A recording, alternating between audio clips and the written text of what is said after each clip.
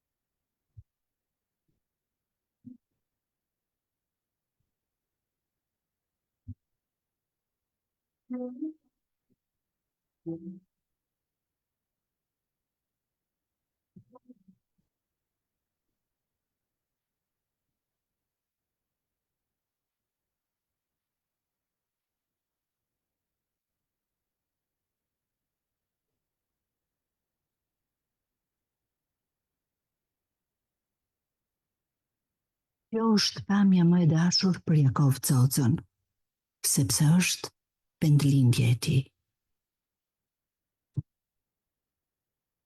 Këtu e kanë shtëpinë dotollarët.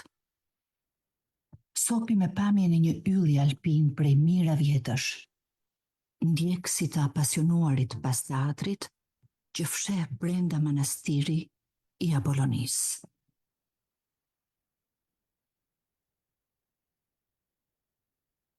Çdo i ardhur në jetë, në këto troje, rritet me mendje tek Apollonia, manastirin e mistereve, ende të pazbuluara.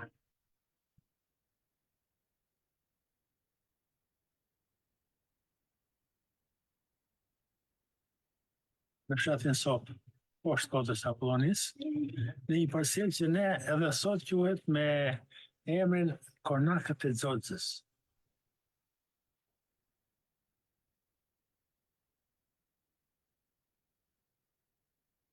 Vitet e fëmirisë së shkrimtarit përkojnë me vitet 20-30, kur filloi një shpronësim i vazhdueshëm i fshatarëve të varfër, të cilët endeshin për të siguruar bukën e gojës, duke u ngulur herë këtu e herë atje.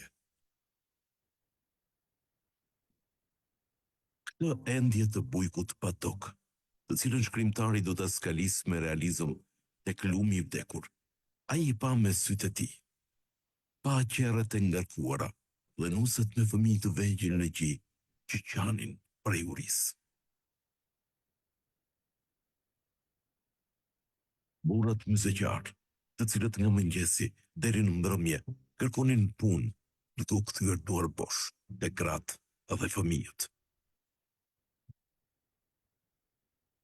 Shkrimtari i ardhshëm ishte 13 vjeç, kur u shtyp me terror kryengritja e Fierit. Ndonse kishin toka e kullota, Nasi Xoxa, baba i shkrimtarit, një burr i shkolluar e liberal, nuk merrej fare me administrimin e kësaj pasurie. Ai merrej me punë të ndryshme, duke lëvizur në kavaj apo nart, si administrator i kriporeve të atjeshme. Familja e Timeti ka qenë një familje e cila të paktën prej 3 prezash që e njohim, që ekzistojnë dëshmitë e familjarëve tanë, të rrezajtë dhe babait kur ishte gjallë, ka qenë familje e cila është marrë me punë intelektuale edhe e cila e ka dashur letërsinë.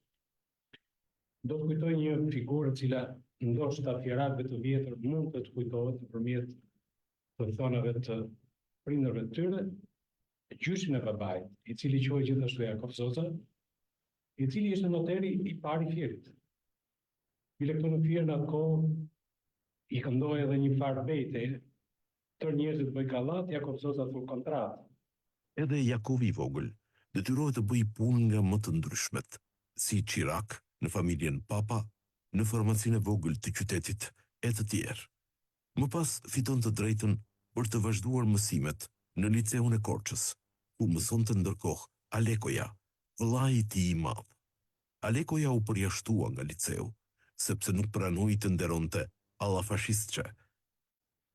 Familja u shpërngul në Elbasan, ku Jakovi vazhdoi mësimet që i ndërpreu sërish për shkak të luftës.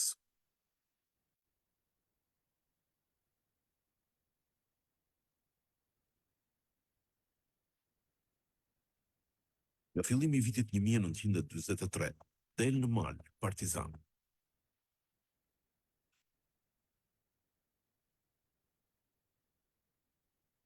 Lëskisat dhe tregimet e tij të para, ndikuar edhe nga tematika e letërsisë shqiptare të viteve 30, por edhe nga leximi i letërsisë më të mirë, sidomos asaj franceze, spikat interesimi i tij për fatet e njerëzve të thjeshtë.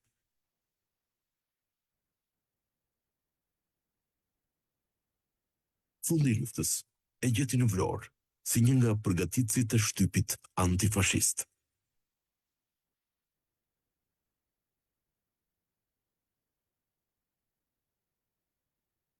Po kur jeta këputi fletët një nga një, e kur vishta fyti, dhe rëzoj për dhe, jetën për mbi dhe.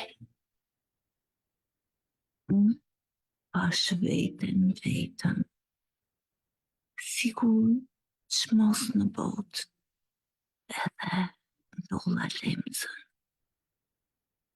që erdhi me një lot të ri, që zë nget tani.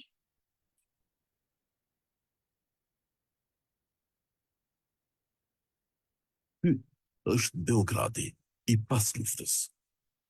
Në dhjetor të vitit 1947, Jakov Xoxa dërgohet për të kryer studimet e larta në Universitetin e Qytetit për jurisprudencë. Këtu gjen shoqen e jetës, dhuratën. Nuk njefeshin dhe në atë moment Jakov me dhuratën. Dhe aty shkëmbyen se thua ato të parat, shikimet e para, ndoshta edhe njohet e para. Jo ku je, ku si, babai, nana, gjyshi, nata. Edhe ajo dashamirësia, si thua, ngrohtësia e njerëzve që kur të dëgjojnë, sigurisht të ofrojnë diçka, aq më tepër që Jakovi, duke u nisur nga shtëpia atërore ku mëma shkret gjyshe ime me fjalë. Kisha harruar nga nxehtimi, duket nga mallëngjimi, kisha harruar të vinte diçka për të ngrënë, për në traget, për drek.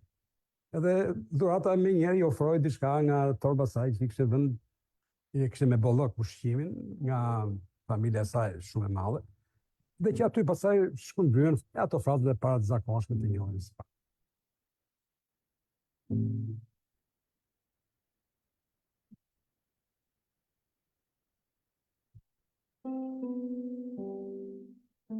Me 23 nëntor, më se 50.000 vet nga populli i kryeqytetit të mbledhur në miting shprehin urrëtitjen e madhe kundër klikës fashiste të Beogradit, e cila duke zbatuar besnikërisht udhëzimet e patronëve amerikano-ingles, denoncoi paturpsisht traktatin e miqësisë dhe ndihmës reciproke në mes të Shqipërisë dhe Jugosllavisë. Pa mbushur viti, në korrik 1928, prishjen e marrëdhënieve shqiptaro-jugoslave kthehen së bashku në atë dhe. Ndryshoi destinacioni i studimeve nga Jugoslavia në një vend tjetër ish socialist, siç është Bullgaria.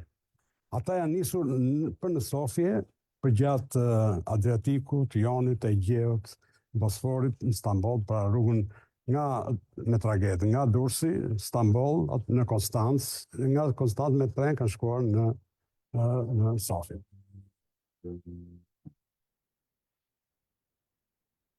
Shkojnë për studime në Sofje, në Fakultetin e Filologjisë. Pikërisht këtu, para ti, ndodhemi tani. Hym brenda, njisim shkallët deri në katin e fundit. Për disa vite me radhë, në këto mjedise, ka studiuar Jakovi i Ri.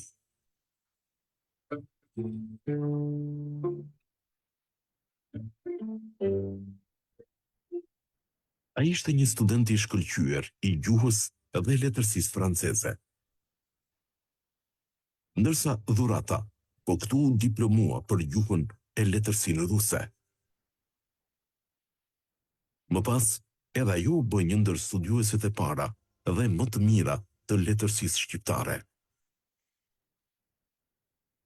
Vite më vonë, pikërisht këtu në Sofje, një studente e tij e gjuhës dhe letërsisë shqipe, Marina Marinova, do të përkthente në bullgarisht romanin Lumi i vdekur, që shpejt u bë bestseller në Bullgari. Për fat të keq, Marinova u nda nga jeta para kohe, 15 vjet më parë.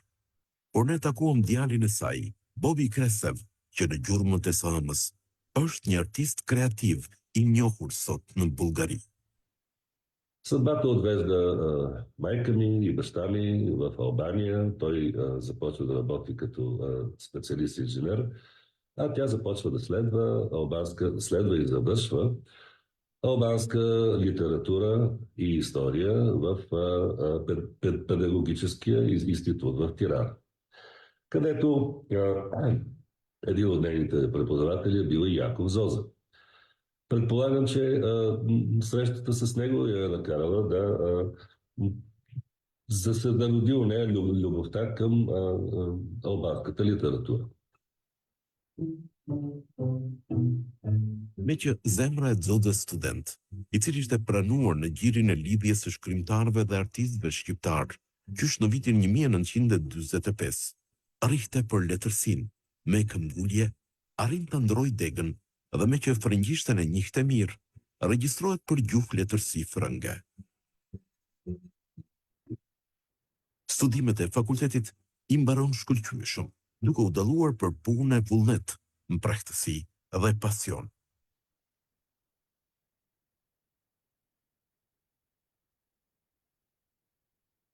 Ndërkohë, në atë dhe, botohet libri i parë me një titull fare të thjeshtë, novela.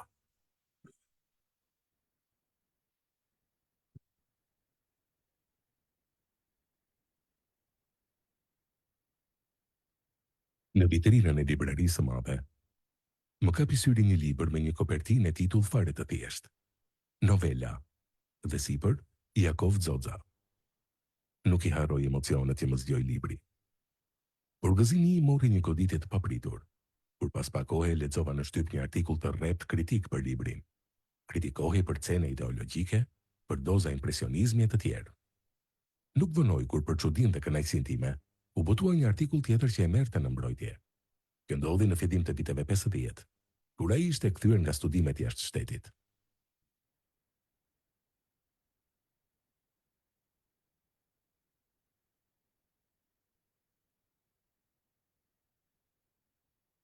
Rosina ndjeu veten pejt. Ajo e bëri zemrën kur dhe hyri brenda. Për dashurinë.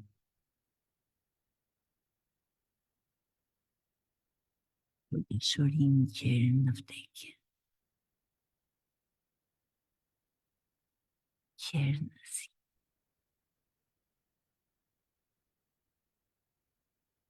Jakov Zoza kthehet në atë dhe.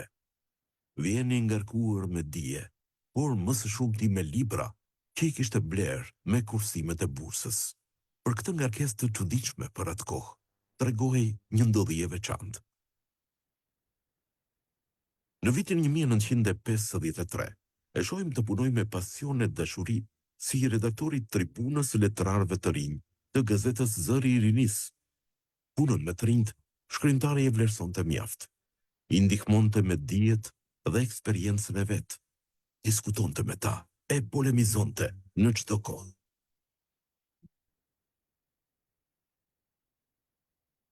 Në vitin 1957, emërohet pedagog në Universitetin e Tiranës për lëndën e teorisë së letërsisë. Ai ka qenë një lektor primar në auditorët e universitetit në vitet 50-60, kur ndërgjegja jonë kulturore, estetike dhe mbi teorinë letrare ishte ende e vobekt, kishte nevojë për ushqim, dhe ai në formë dispense shkruan teorinë e letërsisë, që është një vështrim vertikal i historisë së letërsisë shqipe.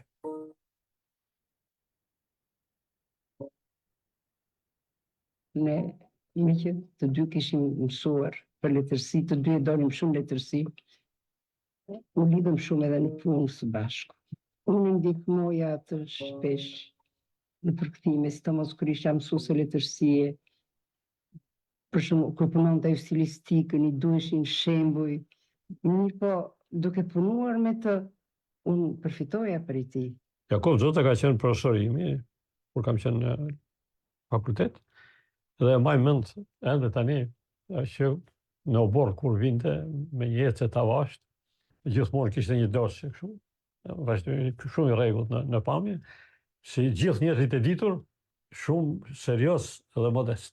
Unë do të kujtoj thjesht një episod personal timi, kur kam votuar në gazetën të Rita një cikël me poezi, profesori pas leksionit më ndaloi, më uroi për ciklin e poezive dhe më bëri vërejtje për një poezi e cila më tha është krijuar si figurë për hir figurës, dhe më foli që për poetin ka shumë rëndësi të niset nga ndjenja poetike, të niset nga mendimi poetik dhe të shkojë tek figura, jo tek e kundërta. Në vitin 1958 boton vëllimin e dytë me novela. Në periudhën midis botimit të novelave të para, me 1949 dhe atyre të vitit 1958, Jakov Zoza boton edhe dy drama, Buqeto Sumi dhe Zemra. Që nga viti 1957, Jakov Zoza fillon të punoj për romanin e tij të parë. Vite me radhë, ai jetoi mes myzeqarëve. Ai donte njeriun e thjesht, veçanërisht ata që vinin e iknin nga kjo jetë, duke u mbështetur në punën e tyre, në krahët e tyre, thjesht, pa teprime, madje mundimshëm, por me dinjitet. Unë do vi në Fiertha, atje kur i tjenë Shëmpjetër, ku erdhi gushti, kur më thonë fëmijët e fqinjve, që ka ardhur një burr me biçikletë, ka shka Tirana e të pret këtu. Vajti mendja se me siguri do të ishte Jakovi, sa kush tjetër. Edhe pas që mbante një biçikletë në dorë, pas ka ardhur me kalë të shpejt, i thashë, me bisikletë. Ndërkohë, në obor, vjen nëna dhe u gëzua që një profesor nga instituti i lartë, ku e si e prezantova unë, tani do shikon një lumë, i thashë. Po mos prit të shikosh lumë që valzon ujtë ose ikën ujtë. Ky është lumi i thatë. Po, prepa ka imi lumë se shpeshherë ai rinjallet në vjesht dhe bëhet me ujë. Po si rinjallet? Po ky lumi, thash, bën punë kundër të lumeve. Të tërë marrin ujë nga toka e çojnë në det. Kurse ky lumi vjetër, si thonë lumi i thatë, e merr ujë nga toka, nga deti e bën tokë. E di tha që këtë vepër që unë duhet ja kushtoj fshatit, do ta titulloj tani Lumi i vdekur. Në Pojan të Fierit, në muzeun arkeologjik që kishte zëvendësuar manastirin e dikurshëm, ku kishte një dhomë që e përdorte edhe për të ngrënë, edhe për të punuar, edhe për të fjetur. Ai ishte njeri i shtëpisë. Më në fund, e gjeta dhomën e lirë në muzeun e Apollonisë. Afër janë shatrat, sa mirë. Në muze, një dhomë pune në një kënd të qetë. E gjeja gjithmonë tek dhoma që i kishte lënë arkeologjia, që ishte dhoma që quhej Jakovit, kishte një motocikletë Java, që ngiste me atë flokën, me atë krifën e bardhë, bukur, po me një fytyrë gjithmonë të shëndetshme, edhe optimiste.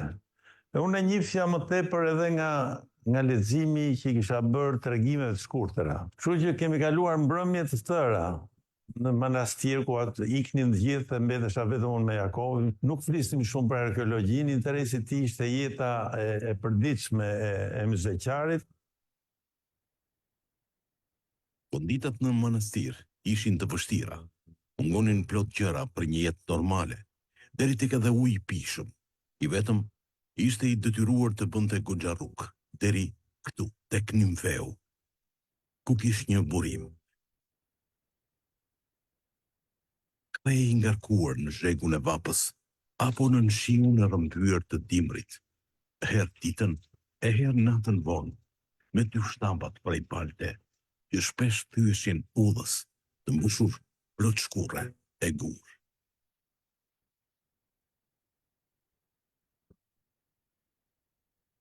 Në 2013, kur unë isha drejtor i Drejtorisë Artit dhe Kulturës në Bashkinë e Fierit, u vendos që dhoma muzet të ngrihej, po tashmë në nivele dhe në vlera të tjera. Në vitin 1961, u prezantua në revistën Nëntori varianti i parë i lumit të vdekur. Jehona e tij që e madhe. Shkrimtari, kërkues ndaj vetes, me këmbguljen e pasionin që e karakterizonte, e punon dhe e ripunon disa herë.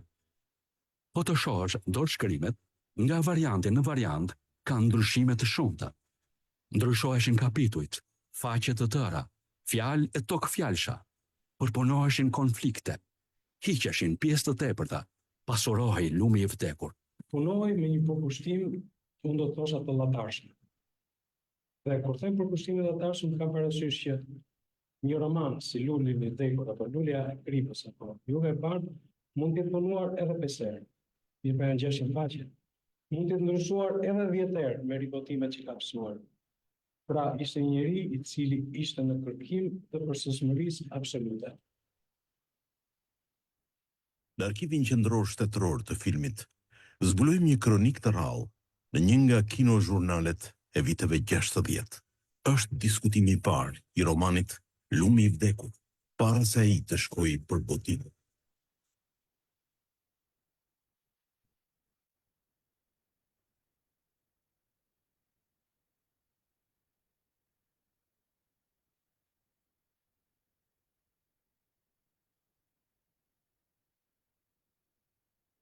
Lumi i vdekur, dorëshkrimi i romanit të ri të shkrimtarit Jakov Xota.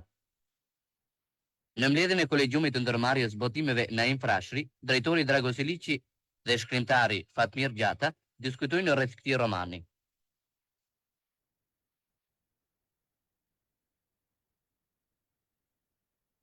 Ata urojnë kolegun e tyre për veprën e tij të re, që me siguri do të pëlqet nga masat e lexuesve. Përpara se romanit kaloj në shtyp piktori ndërmarrjes botimeve Hikmet Agolli, konsultohet me shkrimtarin mbi kopertinën e librit të ardhshëm. Unë shkrimtarin në Jakov Zoze, e kam njoftu nga lumi i vdekur. Një ditë në shëtitje me Dimitrin e takojmë. I thotë Jakovi, profesor, tha, e lexove? I tha Dimitri, jo vetëm ta kam lexuar, po kam mbajtur shumë shënime, tha. Po deshe, hajde në ditë në shtëpi të bisedojmë. Me gjithë tjerë, tha, faleminderit shumë, erdhi në shtëpi dhe mund të them që biseda e tyre ka filluar në mëngjes në ora 9 edhe ka mbaruar në ora 3. Në ora 3. Unë, me qenë se të dy flisin me zët lartë, fliste ai, fliste Dimitri, ai nuk ishe dakord me Dimitri, Dimitri ishe dakord me atë, nuk e di, unë kisha shumë frikë se mos po grindeshin. Edhe herë pas here, shkonja me në një tabakar, që t'i paqësojnë gjëra. Kur iku ai, kur do ikte, që e përsolli Dimitri, thash në ora 3 ka iku, u përqafuan me shumë isi. I thash unë Dimitër, thash më shkripe gjatë. Se unë kujtova se bëni debat. Më tha këto fjalë. Jakovi, tha, është një shkrimtar shumë i talentuar. Po ka dhe një gjuhë shumë të pasër. Këto mbaj mend.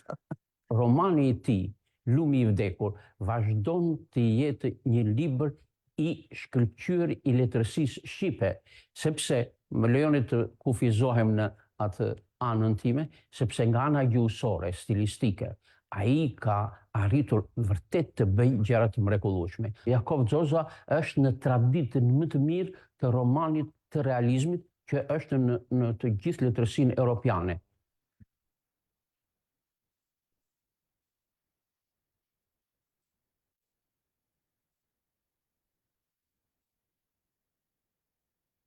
Qerët vazhduan në udhë të tyre, si lumi atje në nur, që shkon pa i vënë veshin njeriut. Qerja e parë u nis. Me të luajti nga vendi dhe mori rrugën edhe e dyta. Sytë e vajzës e kaluan një çast vështrimi në plogët e të qullët, mbi kafshat që ndiqnin karvanin.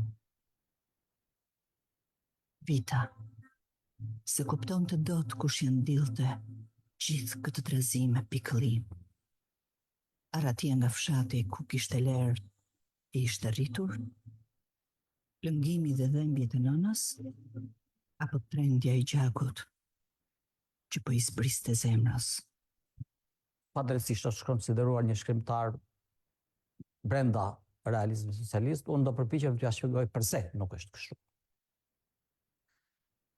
Nuk është kështu sepse po të lexohet si tekst, dy romanet e Jakov Zozës janë shumë të ngjashëm me tekstin biblik. Lumi i vdekur dhe Juga e bardhë qëndrojnë simetrikisht sikurse Testamenti i Vjetër dhe Testamenti i Ri. Përmbytja e madhe e Biblës sillet ndërmend po me përmbytjen e madhe në hyrjen e romanit Lumi i vdekur. Po të vini re kapitujt e këtij romani, edhe të Jugës së bardhë, gjithashtu, jo të gjithë tek Juga e bardhë, hapen me një proverb që janë shumë të ngjashëm me librin e proverbave të Biblës. Jeta në këtë tokë e kishte bërë myzeqarin një njeri me durimin e njeriut biblik, me spiritualizmin e njeriut biblik. Unë, prototipi i njeriut biblik myzeqar.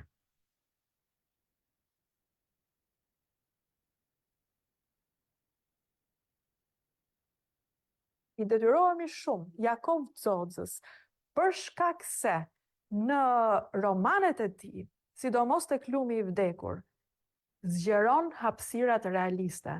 Do të thotë, ai ka prirjen të ikë, të shmanget nga skema e realizmit socialist, pa ju kundërvënë, marrëdhënia e tij me skemën nuk është kundërvënia, është një ikje e lehtë, një shmangje dhe të zgjeroj hapësirat realiste. Çdo të thotë të zgjeroj hapësirat realiste, do të thotë që letërsisë shqipe t'jap një model pastërtisht realist, i cili është shumë i nevojshëm në zhvillimit e letërsive.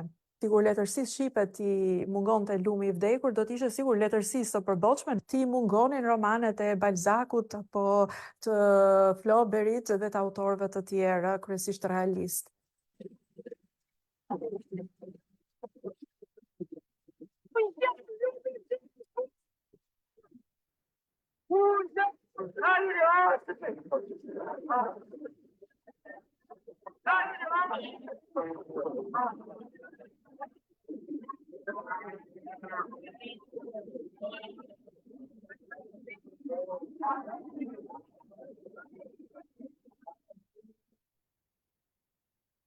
Për herë të parë jam takuar në janar të vitit 1970. Isha i vendosur në hotelin Dajti. Një ditë do vi Jakov Zoza që të shihemi. Unë kisha botuar një shkrim të gjatë për Lumin e vdekur. Drama e historisë sonë me titullin. Jakovi e kishte lexuar këtë trajtes timen për Lumin e vdekur. I kishte bërë përshtypje të veçantë. Dhe me atë rast, Jakov Zoza më sjell mua romanin me këtë përkushtim. Kritikut letrar Recep Qosja, me dashuri vëllëzrore, këtë copë të tokës shqiptare. Unë gjallë Lumi i vdekur, mjerë të gjallët, thirrjet e njësve, u ndoqen nga pritmat e kafshëve, fushën në ngëllimat e pelave, me palljet e buajve, me blegërimën e deleve dhe të shjerave, që kërkoni njëri tjetrin në portofane mjegullim, një vajtimi për gjithshëm, ngjefte miqtë e shtatit. Qante qielli, ulurinte deti, të riste robi, blegërinte e ballte, gjëja e gjallë. Mjerë të gjallët!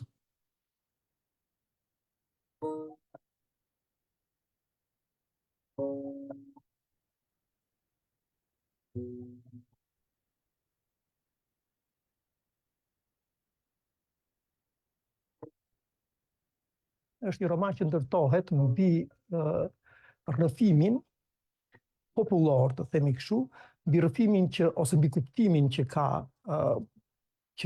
vetdia popullore, vetdia kolektive popullore e një krajine të caktuar siç është Muzeqeja, për dy gjërat më themelore të jetës, që janë dashuria dhe vdekja.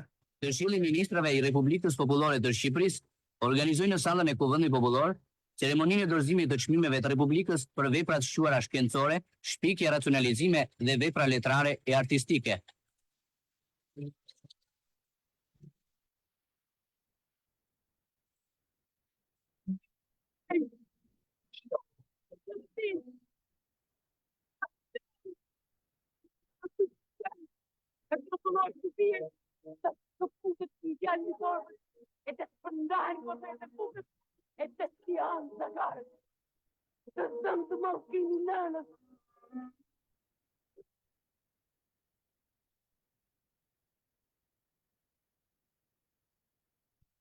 Vdekur, vë në sken nga trupe e teatrit ton popullor, me përshtatin e Kudret Velçës e me regji të Drita Agollit.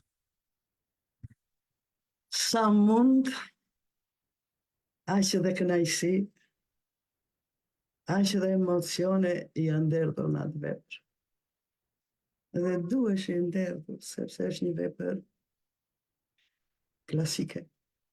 Dhe romanet më të mira që kam lexuar të autorëve tanë. Më të mirë. Atje ka dramën e fshatarëve shqiptarë. Atje ka vuajtje. Atje ka shtypjen. Atje ka revolt. Edhe nuk ishte e lehtë të vesh një roman të tillë me kaq personazhe. Edhe kaq voluminoz. Dhe t'i japish një shfaqje brenda dy orën që ka qenë me të vërtetë një lodhje e jashtëzakonshme, por dhe kam marrë satisfaksion.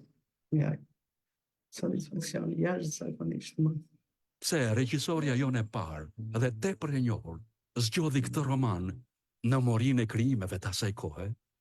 Ajo studionte dramaturgjinë shqiptare dhe ishte jashtëzakonisht e dhëmbas dramaturgjisë shqiptare.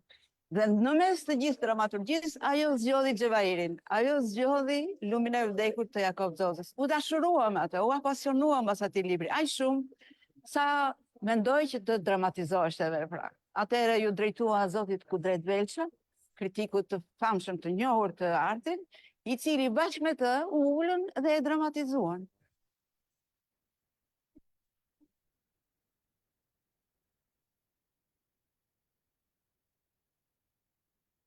Netëve, kur punonte në vetminë e tij, apo kur shlodhej, i pëlqente të dëgjonte muzikë, veçanërisht këngën e njohur të De Curtis, Zërat e natës, që Radio Tirana e transmetonte shpesh, por edhe pjesën e Ravelit, Bolero, që me strukturën e saj, instrumentat vinin njëri pas tjetrit, i kujtonte kompozicionin e romaneve të tij.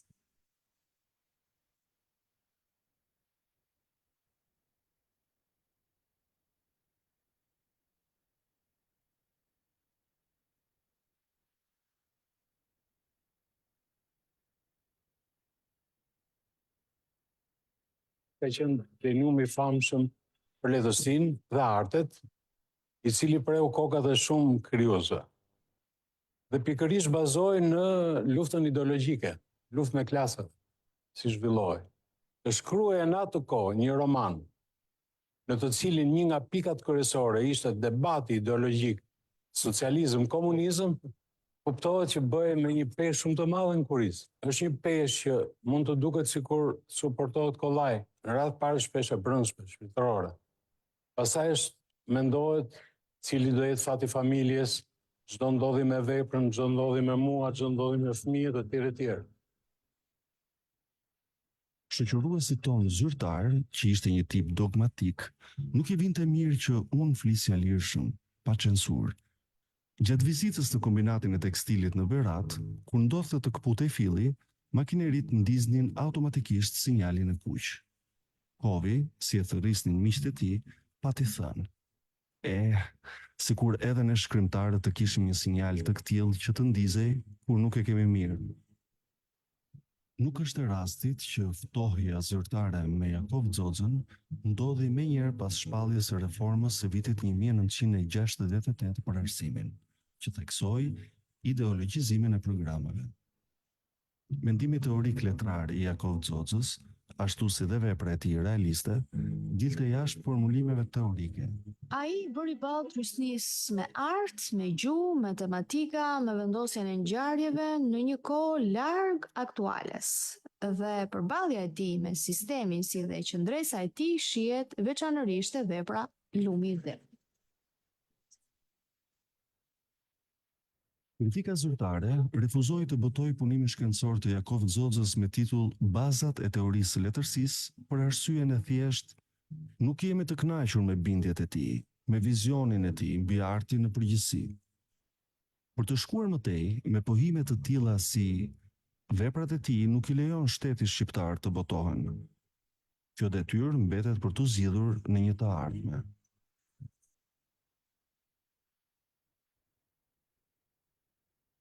Stili i Jakovit është shumë i veçantë dhe është jashtëzakonisht e vështirë të ndrysh. Mejer kërcet. Do të njëjtën kulturë, do të njëjtën përgatitje, do të njëjtën bozë shpirtërore. Kështu që ata më tepër kanë bërë këtë heqjen me fragmente të tëra. Unë kam gjetur fragmente të hequra komplet. Ka raste dhe boqe të tëra të hequr. Jakov Xoza nuk u mor më me studime letrare, madje nuk rezulton as të ketë vijuar me botimin e shkrimeve kritike në shtyp. Ai pa bujë dhe zhurmë, ashtu siç ishte gjatë tërë jetës, i qetë dhe i mbyllur në vete, u tërhoq në vetmi të plotë.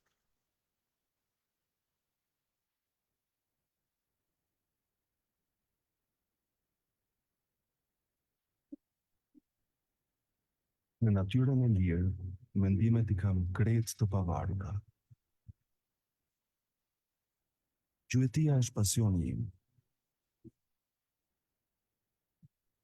Dëshiroj që eksperienca dhe vizionin tim mbi natyrën dhe gjallësat e saj, funksionimin natyral në perfeksion, t'ja përcjell djemve të mi, familjarëve, miqve, lexuesve. Jakovi ishte edhe një gjatar, si asnjë shkrimtar tjetër. Vjen, Vath Goreshi. Jakovi thot, kam o keq, pëse me qika me, ka bërë bamba jo tifte jote. Vathi tha, ti je shkrimtar, ti di tëra. Në këtë kohë tha fëllëzat janë në kohën e dashurista, nuk të vritet dashuria. Në Vath. Kurin e rënd tek varri, të vdekurit ja vën, por i gjalli ja mban. Nga njëherë se kuptoj, kush ma ndjell gjithë këtë trazim dhe pikëllim? E ku kuptohet nga qastisin raket që mbushin lumin dhe bëjnë të buqas nga shtrati dhe udha e tij? Unë tokën e dua pas vdekjes. I gjallë më mjafton gjoli.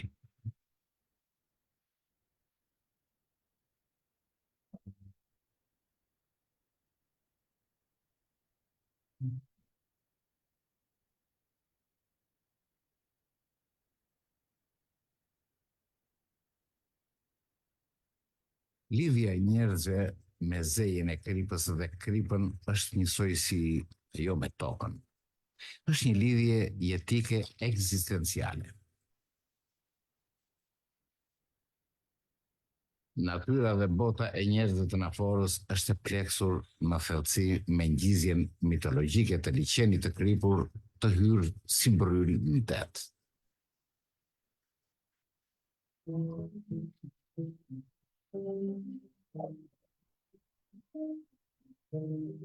Gratë filluan të shterpëzohen në këtë truall të përvëluar nga pahu shëlliri tokës e nga vesa e kripur e qiellit dhe e detit.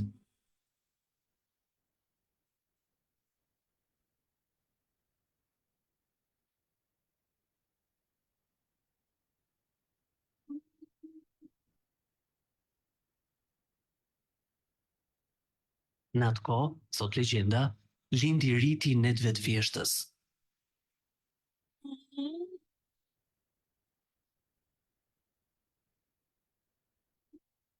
Kur fillojnë rreshtet e para dhe nuset në afariota e lahen në shi, duke ngritur fundin e tyre të gjatë e të rëndë, që ujët e ëmbël të qiellit t'u shpëlaj kripën e hidhur të tokës, e t'u kthej pjellorinë.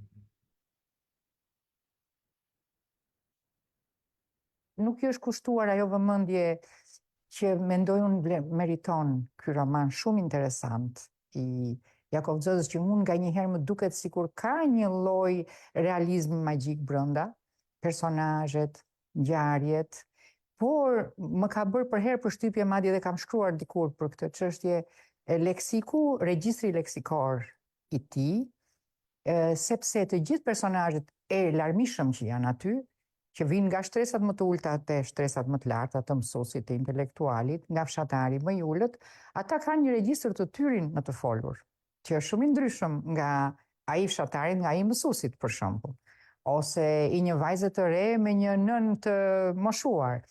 Dhe është për të gjithë ata që shkruajnë, është për të studiuar se me sa vende përdor leksikun, si vendos fjalët, si e ndërton sintaksën, tepër të ndryshme nga një personazh tek tjetri, përveç narracionit të autorit pastaj që është një gjë, dhe gjithë atmosfera gjysmë magjike që ai krijon në roman. Kështu që unë mendoj se është koha që ne t'i rikthehemi edhe një herë këtij romani. Mendoj edhe këtë tjetrën, që sado mund të ketë periudha në jetën, jo në jetën fizike të shkrimtarit, po në jetën e tij letrare, mund të jenë faza që kalohet, harrohet, nuk ka vëmendje. Kalohet vëmendja, rikthehet përsëri te vepra e mirë dhe te shkrimtari i mirë. Kështu që besoj vepra e tij do të jetë e përhershme në vëmendjen e kujtdo që e do letërsinë shqipe dhe që e studion atë. Dhe hëna Adonet ulet mbi tokë, rridhet në gjol e gjoli lamburin. Kështu thot legjenda.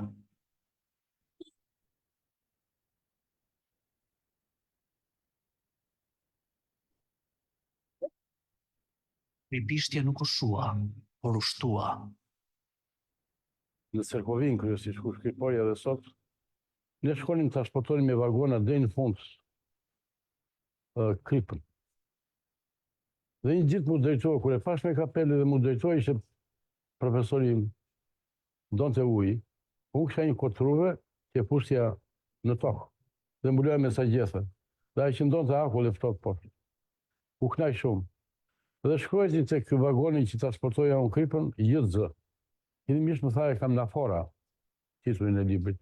Më vonë, pasaj, a i voli lulja Kripës, sepse kur u thuam nga Alibani për në Gryk të Poros, kam për që di sa lulje të vogla në shtatin e lumit vjetër të Vjosës. Ato ishin lulje shumë të lezetshme në rozë, në blu. Edhe i plaku i tha, këta në lullet e Kripës. Jakov Zoza mendon të shkruante edhe 2 romane të tjerë. Një me temë nga lufta nacional shlirimtare, me titull Dielli lind nga malet, edhe një temë nga klasa punëtore, për të cilin prej një kohe të gjatë jetonte e punonte në rafinerinë e naftës në Ballsh.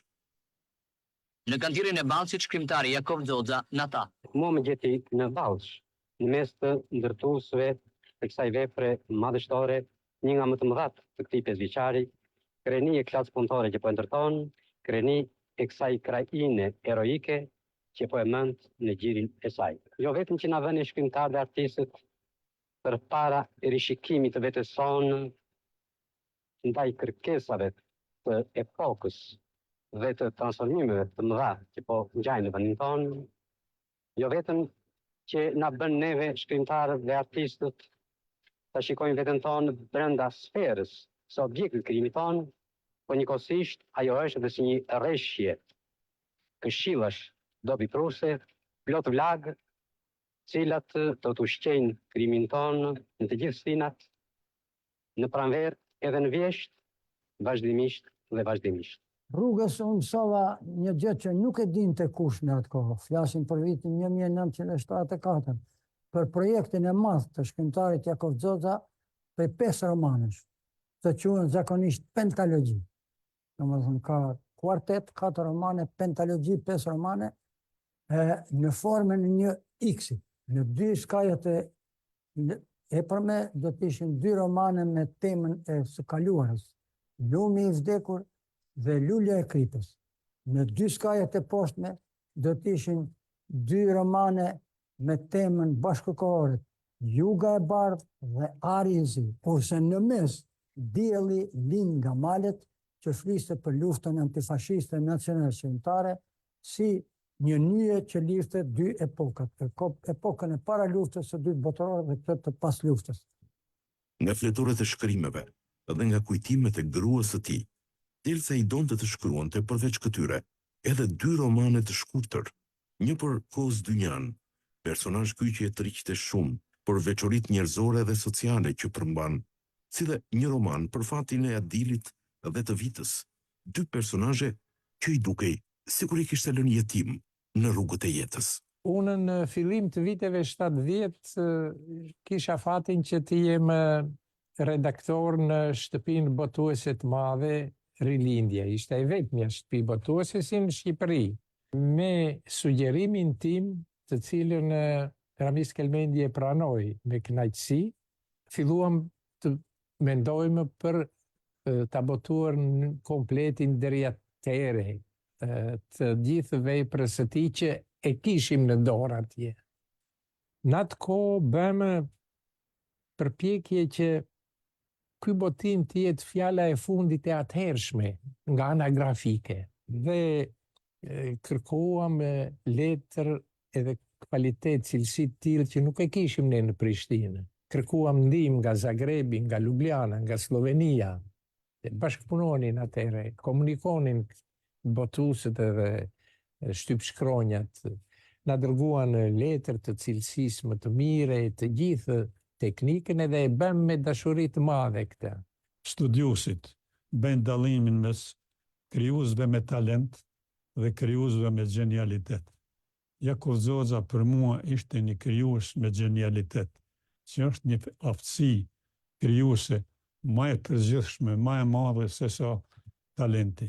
Është një prej shkrimtarëve më të mëdhenj letërsisë shqipe, të cilit jeta fatkeqësisht, mirisht, nuk i dha mundësi që krejt atë pasuritë të tij shpirtërore, krijuese, atë genialitet të tij të realizoj edhe në vepra të tjera.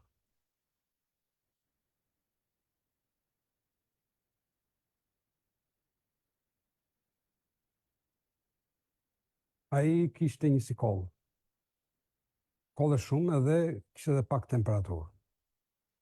Por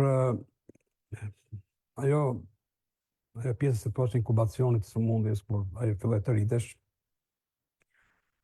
ndodhi në ditët e para të janarit kur gjendja u krisua dhe duhet shtruar në spital.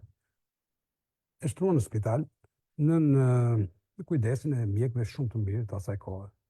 Se çfarë ishte doli shumë më pas, ishte një lloj kanceri mikroskopik, miliar quhesh, i cili ndodh 1 në 1 milion pacient. Erdhi një ditë kur koha zuri ta tradhtonte. Filloi të mos ndjehej mirë, i dobësuar dhe i hequr, pa atë shkëlqimbe të ditës të syve, i mërzitur e fjalë kursyer.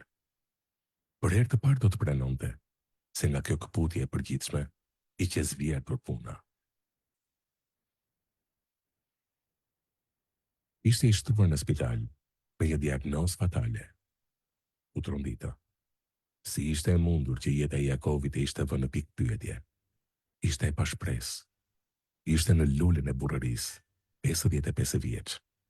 Dhe e keqja e kishte thënë në punë sipër. Në spital e gjetën në një dhomë vete, i rrethuar nga aparate. I shtrirë në gjendje për gjumjeje, sy mbyllur dhe dhuratën te koka e krevatit. Kaloi një grim kohe, kur ai hapi syt.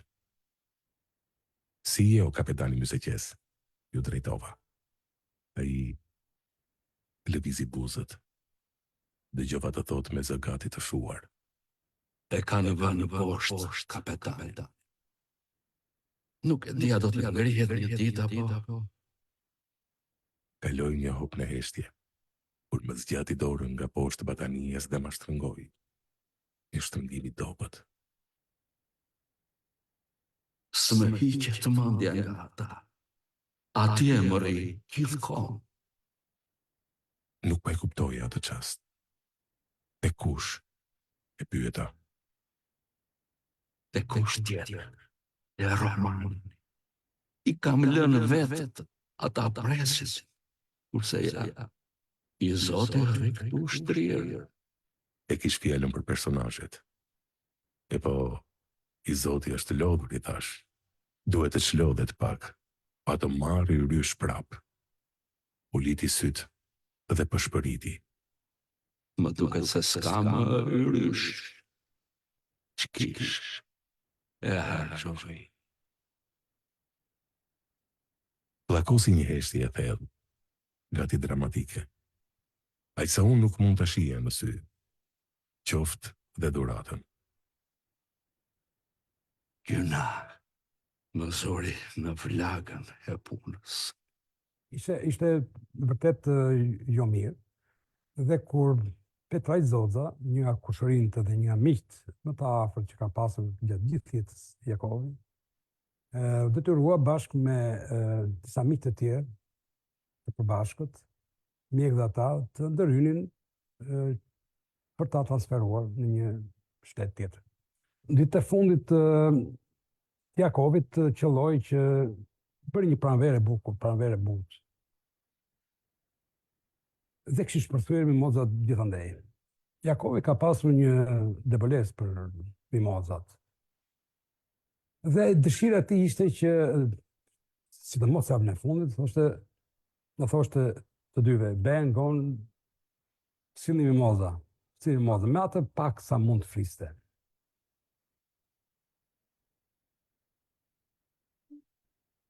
Edhe më kujtohet që kur shkuam në spital, të nesme na ish nisur.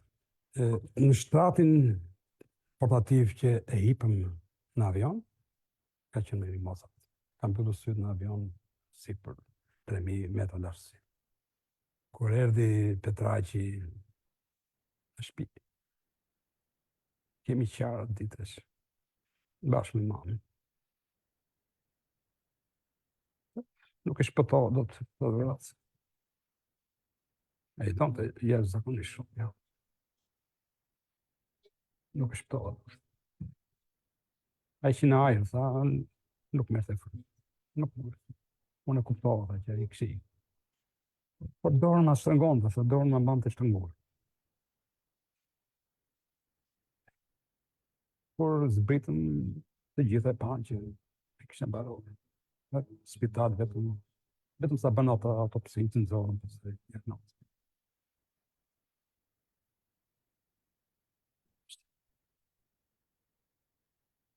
S'më hiqet mendja nga i kam lënë vetë ata presë.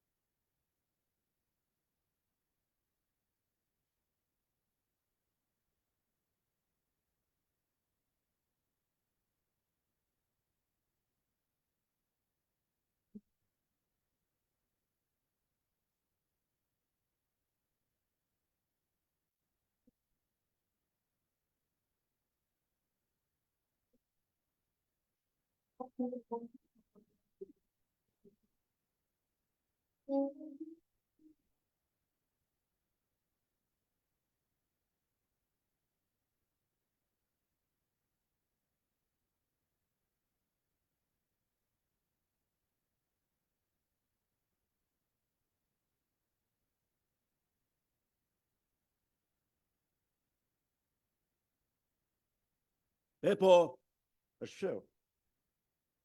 Është qëditshme. Ku je? Po qohë.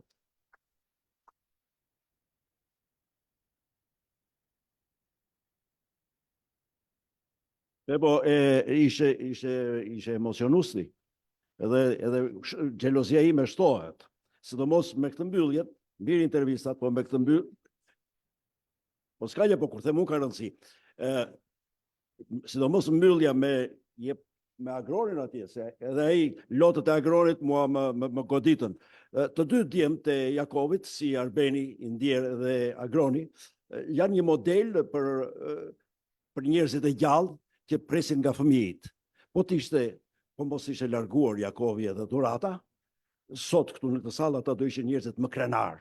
Dy fëmijë që jo vlerësuan talentin e gjeniut. Kur tha qosja këtu gjeniu Jakov Zoce, ju duhet rokitët.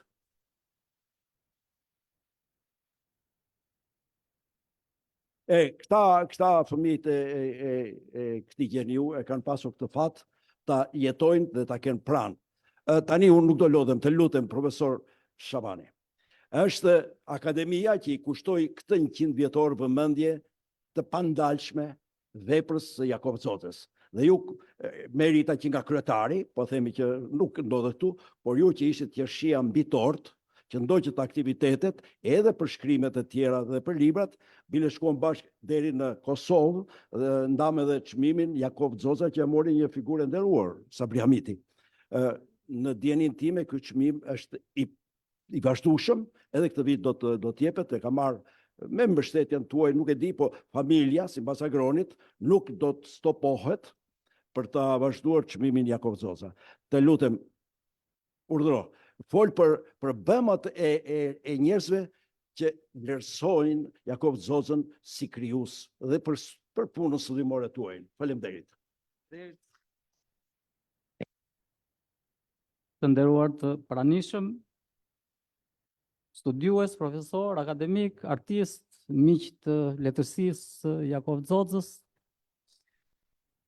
miq trashëgimtar të familjes, miq të kërkimit shkencor, jam shumë i nderuar që e marr fjalën nga një artist i mirënjohur që duhet ta kemi më shpesh.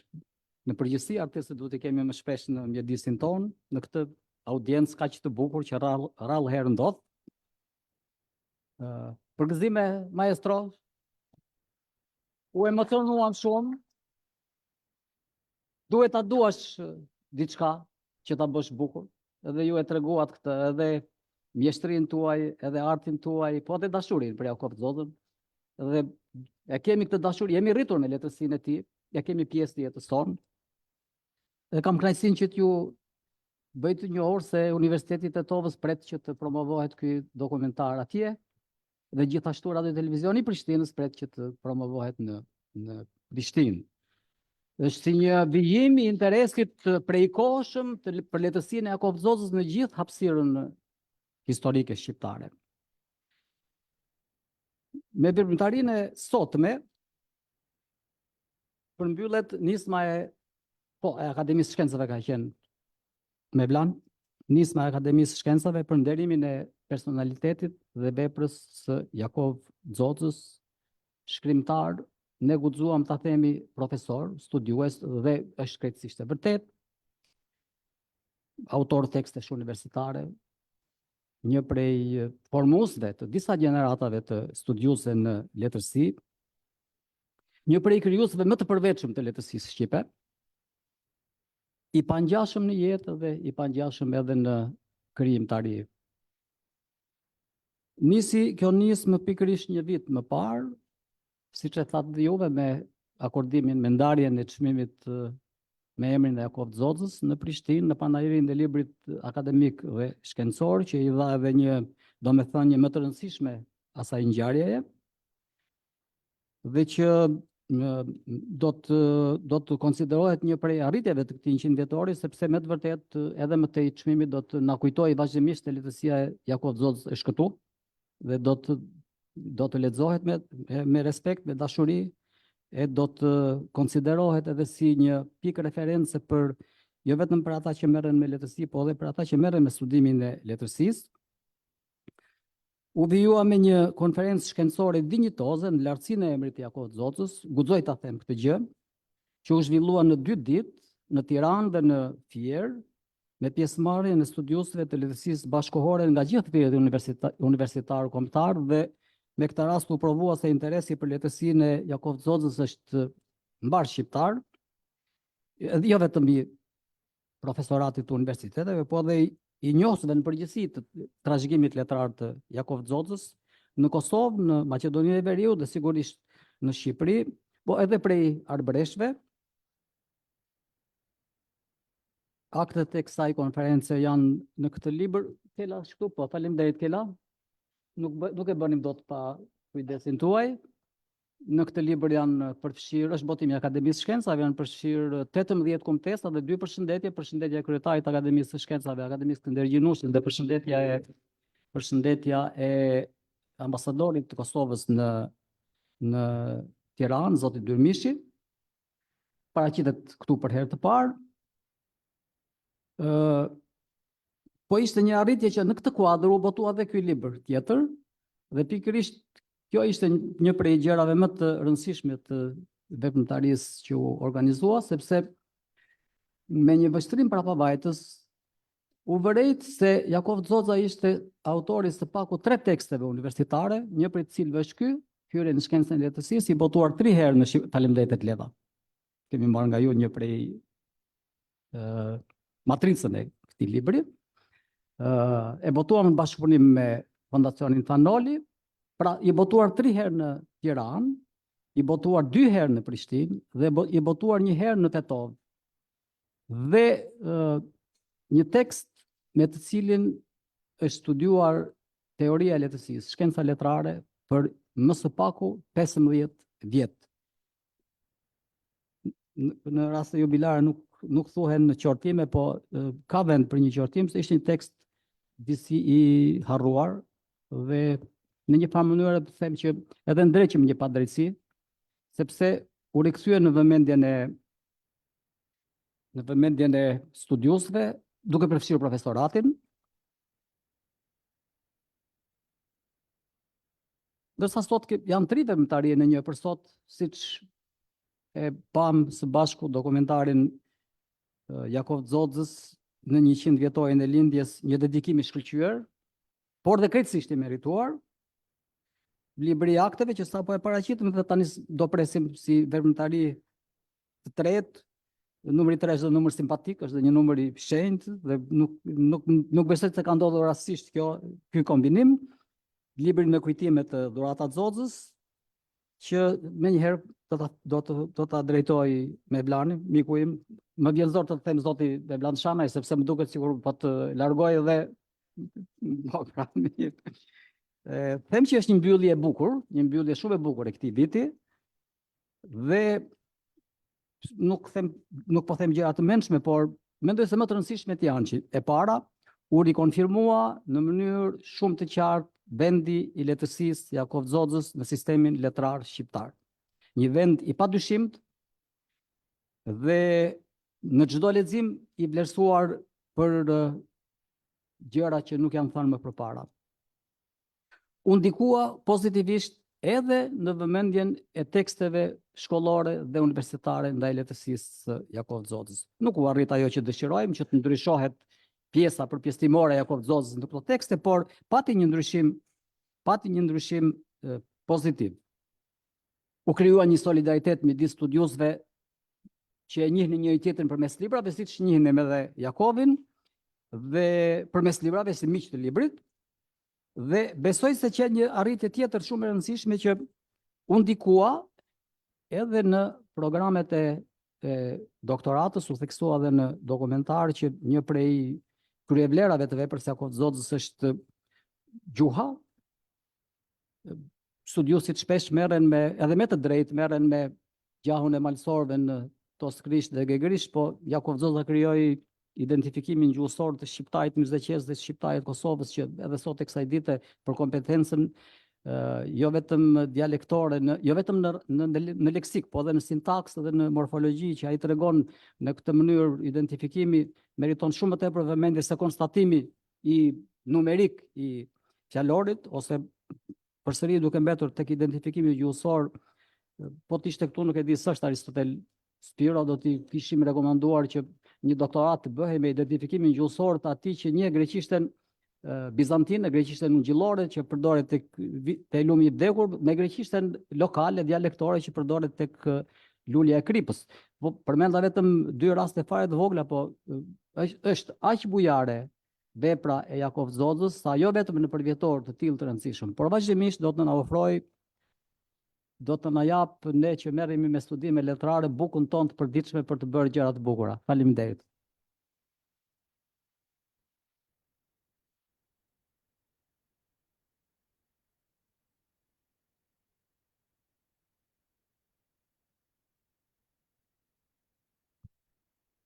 Në vazhdim, shkurt do të jetë, por gjithsesi është e nevojshme.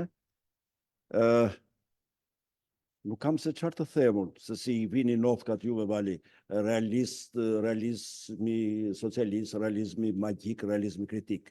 Në fund të fundit, jam i bindur brezat që do vinë, të thonë, lexova një shkrimtar realist të shkëlqyer.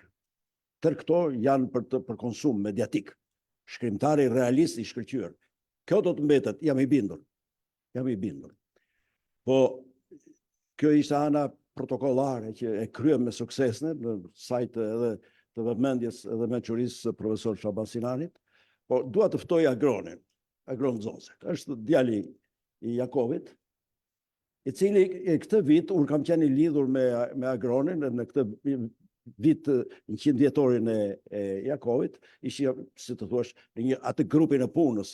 Kam parë përpjekjet e jashtëzakonshme, titanike të tij, sedrën, nervozizmin, kënaqësinë. Edhe kam dëshirë që, të lutem, trego diçka për këta këtu që janë të gjithë miqtë e Jakovit.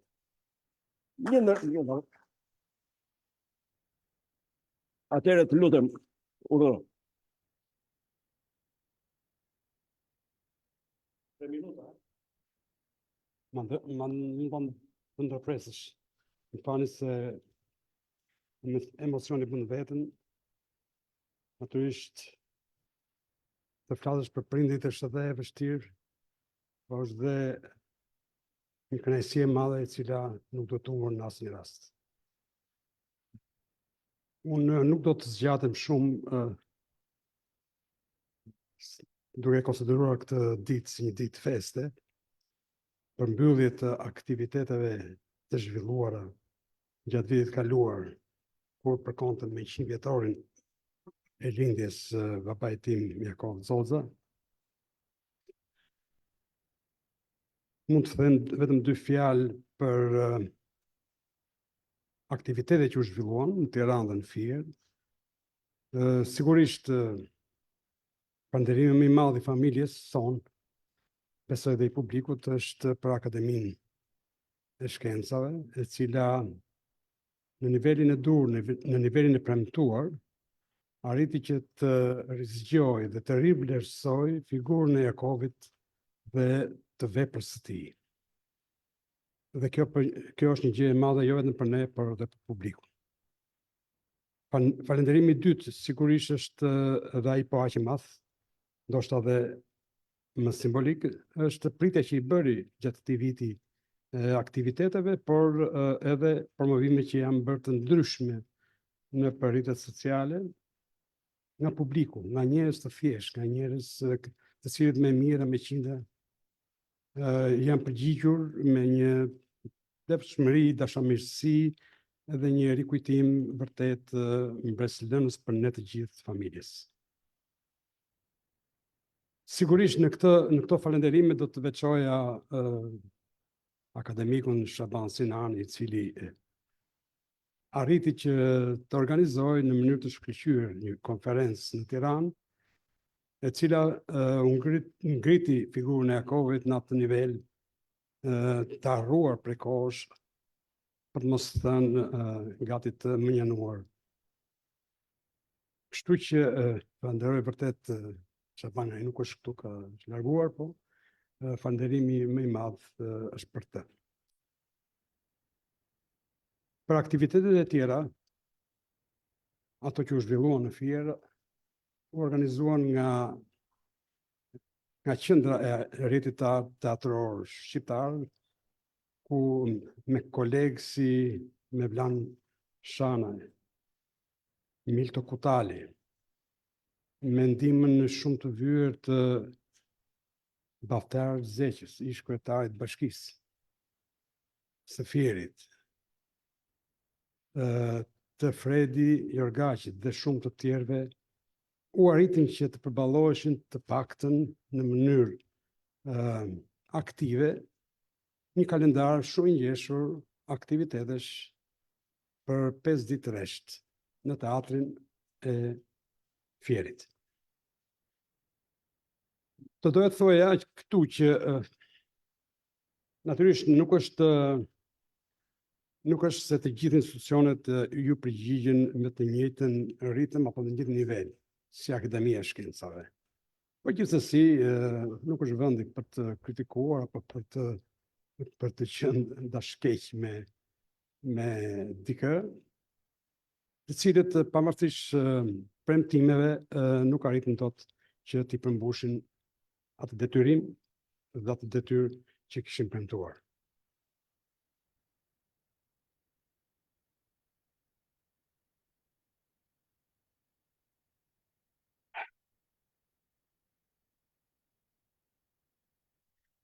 E vërteta e këtij aktiviteti, pa e 100 vjetorit, është që është, siç juve ndoqët, nga fjala e Fredi Orgaqit, është ideuar që në vitin 2013, kur Bashkia e Fierit dhe miqtë e vërtet të Jakovit, të atëhershëm, organizuan një takim, një të shkëlqyer bashkë me rihapjen e dhomës muze të Jakovit.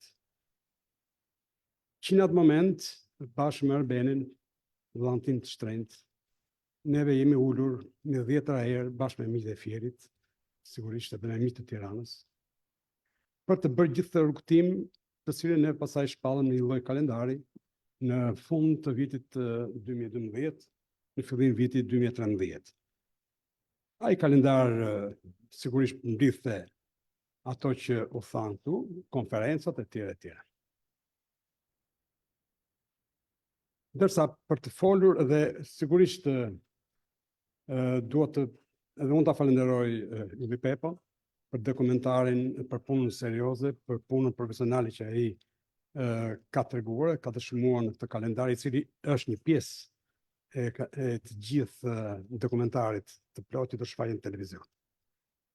Ndërsa për librin me kujtimet mamas sime Dorata, sigurisht që unë më të flisem me orë, por do të përmbledhem sigurisht sepse është vetë lexuesi që do ta gjykoj më pas këto kujtime, do ta përmbledh në një konsiderat përgjithshme me ata njerëz, kolegë, dashamirës, qytetarë, bashkëpunëtor të saj, viteve kur ajo ishte aktive, por dhe më pas, ku të gjithë përmbledheshin me një fjalë, ajo ishte një zonjë,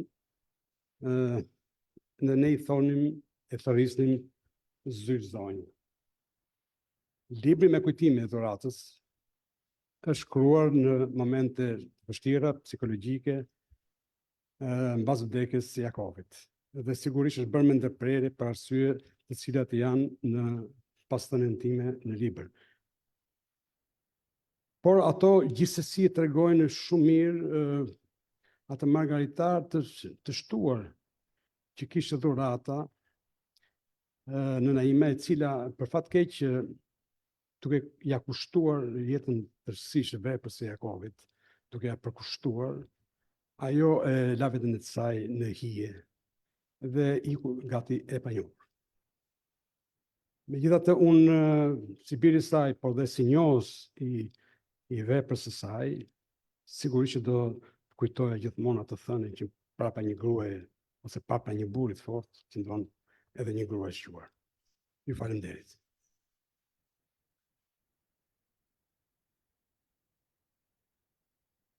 Për të vazhduar pak sa këtu ku e la Agroni, të lutem Vali, na prezanto diçka për Dhuratën, sepse Dhurata Xoxe ka kryer librin Unë dhe Jakovi.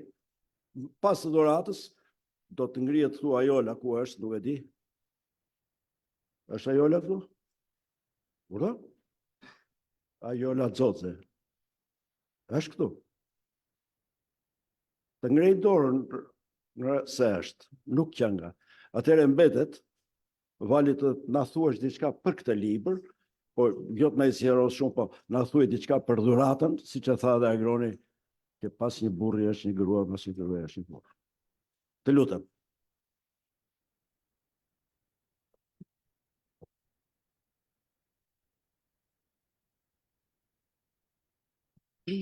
Faleminderit Mevlan. Natyrisht që është edhe nder edhe kënaqësi për mua që të flas sot për një grua si Dhurata Xoxe.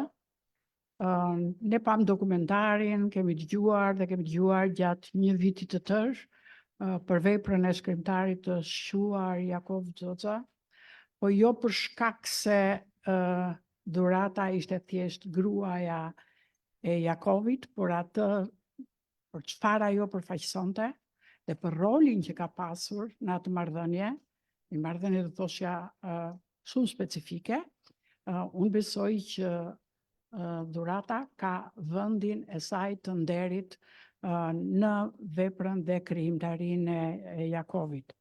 Dhe padyshim do thoshja që libri me kujtime i dhuratës Unë edhe Jakovi ka qenë për mua një rikthim të dhurata Xoxa, po jo vetëm, sepse e them jo rastësisht jam sot këtu, por është grua që unë kam njohur dhe që kam bashkëpunuar, por do të thoshja që libri i dhuratës nuk është thjesht se është vështirë t'i ndash ata dy, një libër për dhuratën, po të paktën për mua personalisht, po besoj për shumë shqiptar, për shumë lexues të tjerë, plotëson edhe një anë tjetër dhënë që lidhet me shkrimtarin e shquar Jakov Xoxa.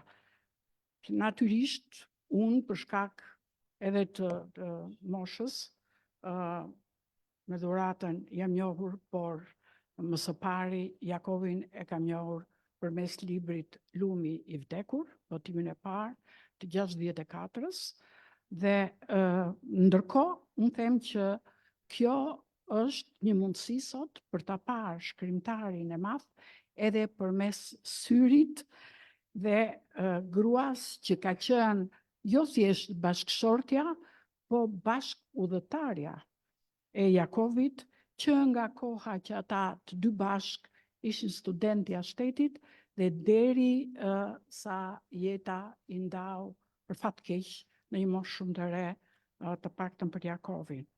Në fakt, unë e kam njohur dhuratën kur isha shumë e re, isha kryeredaktore e revistës Shqiptari e Re, ne kishim në kolegium disa gra të cilat i bënin nder, do të thoshja, revistës, po edhe vendit. Unë sot prisja të ishe dhe Natasha Lakua këtu, po Natasha më thanë që nuk është për arsye, po është në aeroplan, më thanë, ka qenë një nga ato gra, sepse në kolegiumin e asaj reviste, atë kohë kanë qenë gra që kishin bërë emër në fushën e letërsisë, artit, të shkencës, të kulturës, dhe të përmend edhe një tjetër veç Natashës, me qenë se jemi në Akademinë e Shkencave, Andërmaqi Gjergjin do ta përmend, sepse ka qenë e para grua akademike në Akademinë e Shkencave të Shqipërisë, etnologe dhe natyrisht që i bënte nder, domethënë edhe revistës. Thoshja që përveç se dhurata kishte studiuar jashtë shtetit, pra kishte marrë një kulturë, do thoshja, solide, kishte punuar te shtëpia botuese tet nëndori, pedagoge në universitet, në fakultetin ose në Universitetin e Tiranës, në fakultetin siç atëherë quhej filologjik, dhe mund të them që kam njohur një grua të ditur, një grua të matur, një grua dashamirëse, siç unë e kam ndjerë, sepse nuk isha thash edhe në një moshë me të, dhe ajo ishte dashamirëse për gjithë brezat, por një grua që i bënte gjërat siç dinte dhurata t'i bënte pa zhurmë. Një grua që tërhiqte me stilin dhe me sjelljen e saj, domethënë krejt personal, që ishte një stil krejt i saj, dhe këtë duhet ta them, që fliste jo vetëm me qëndrimin e saj, me veshjen e saj, deri te kreja e flokëve. Dhe mua më ka pëlqyer shumë kopertina e librit, është një kopertinë shumë e bukur, do të thoshja që ka bërë një punë shumë të mirë shtëpia botuese, duke zgjedhur atë fotografi, por mua ajo fotografi më lidh me dhuratën e gjithë jetës. Çka do të thotë që nga stili flokëve e veshja, dhe do të thotë që tregon një grua të qëndrueshme, solide, me integritet. Dhurata në fakt ishte solide, por brenda një gruaje në dukje të ftohtë, duke i sigur ishte një grua e ftohtë dhe distante, unë kam parë një grua të ndjeshme. Kam parë një grua të ndjeshme dhe modeste, sidomos kur vinte puna për të vlerësuar vetveten. Dhe kjo ndihet edhe në librin me kujtime që sapo ka dalë nga shtypi, dhe duhet të citoj një pjesë të dhuratës, thotë: miq të Jakovit, që më nxitën fort të mendoja seriozisht për të shkruar po dhurata, kujtimet e mia për Jakovin si një gjë që do të kishte vlerë të veçantë. Të them të drejtën, ky mendim shumë vjet pas vdekjes së parakohshme të tij kish filluar të merrte frymë, por ende nuk isha e bindur pikërisht në vlerën e kujtimeve të mia për të. Kjo ishte dhurata dhe modestia e dhuratës. Ndërkohë që nga sa e kam njohur, domethënë, është vështirë të ndash dhuratën nga jeta e Jakovit. Veprën e tij, domethënë, është vështirë ta shkëputësh nga dhurata, nga gruaja, do thoshja, sqimatare, që ne i themi, e cila ju përkushtua si rrallë ndodh deri në sakrificë. Dhe këtë e them pas një hezitim. Them e rrallë sepse dhurata nuk ishte një grua e zakonshme asaj kohe, sepse duhet kemi parasysh që nuk ishte një kohë e lehtë për një grua intelektuale. Nuk ishte gruaja që ndante shtëpinë apo kujdesin ndaj fëmijëve, vështirësitë e jetës në një kohë të vështirë. Përkundrazi, ishte bashkë udhëtarja e një shkrimtari dhe personaliteti me dritë hije të kohës, qysh prej ditës së parë të njohjes, e deri sa ai dha frymën e fundit. Në fakt, nuk ishte bashkëudhëtarja që ngushëlloi Jakovin, por unë mendoj që ajo ishte gruaja që e nxiti me mënyrën siç dhurata që unë kam njohur dinte ta bënte. Ajo nuk ishte vetëm lexuesja e parë, por edhe kritikja e parë. Dhe ndërkohë ishte gruaja që e inkurajoi, dhe këtu dua të sjell një argument tjetër, pse e them këtë jo për të lëvduar dhuratën. Ajo inkurajoi edhe në kohë të vështira, kur Jakovit ju desh të përballonte, do thosha fortuna, sulme, e pse jo, edhe xhelozira të kohës. Dua të kujtoj një fragment nga libri me kujtime i dhuratës, kur ajo flet për goditjen në rastin e dramës Buçet Osumi, një ngjarje që ata të dy bashk e ndanë dhe e përjetuan fort. Ajo thotë se Jakovi thoshte gjysmë qeshur e gjysmë me hidhrim. Osumi në berat, si gjithë lumejt tanë, Buçet 2-3 muaj në vit. Kurse Osumi i dramës time vazhdon ende.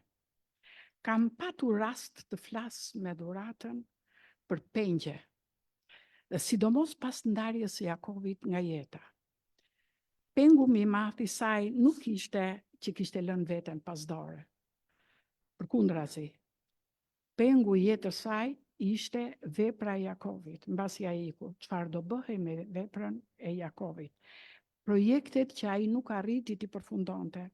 Dhe kujtoj që botimi i librit Lulet e Kripës në vitin 1980 ishte një ngushëllim për dhuratën, por nuk e konsideronte një mision të përmbushur, sepse natyrisht vepra e Jakov Xozës ishte shumë më e gjerë. Natyrisht që botimi i fundit që u bë nga Ajola dhe që doli vitin e kaluar, unë besoj që është në një farë mënyre një tjetër pjesë e misionit të përmbushur.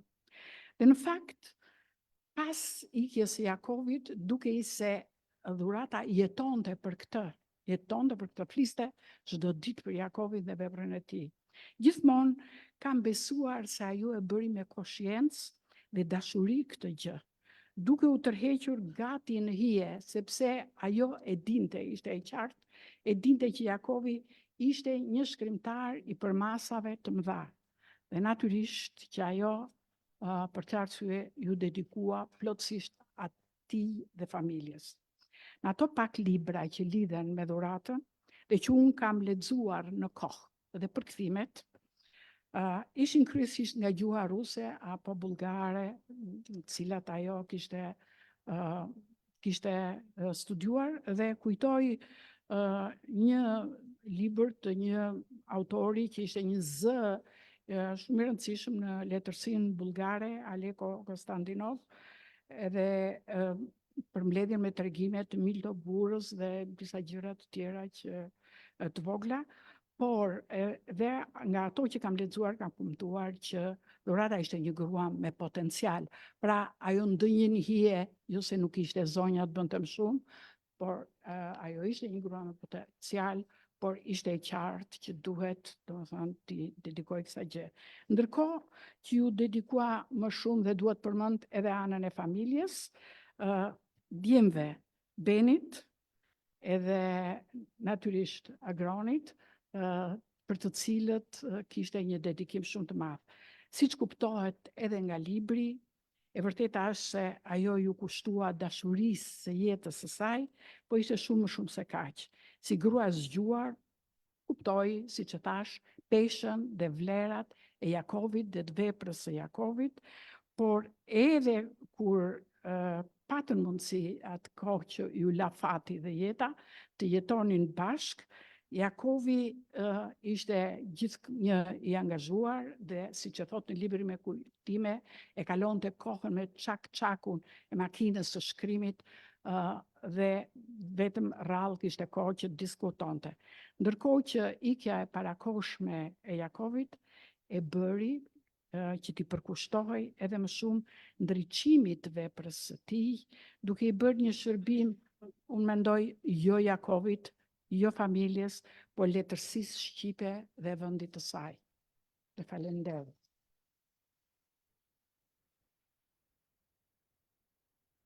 Doja të thosha edhe një fjalë më fund, për këtë ajo meriton jo vetëm domethënë vlerat që shprehu, po edhe falënderimin e mirënjohjen, jo vetëm të ne që jemi këtu, po të gjithë atyre dhe gjithë letërsisë shqipe dhe Shqipërisë. Faleminderit. Ja pra, duruat e mbyllëm. E mbyllëm me këtë zgjerim për dhuratën, e cila meriton shumë më shumë se kaq se sa tha Valaj, por është nder dhe kënaqësi të kesh vlera të tilla. U shtua dhe një libër për Jakov Zocën. Ju falenderit. Ju falenderit. Ishte kënaqësi të ishim së bashku.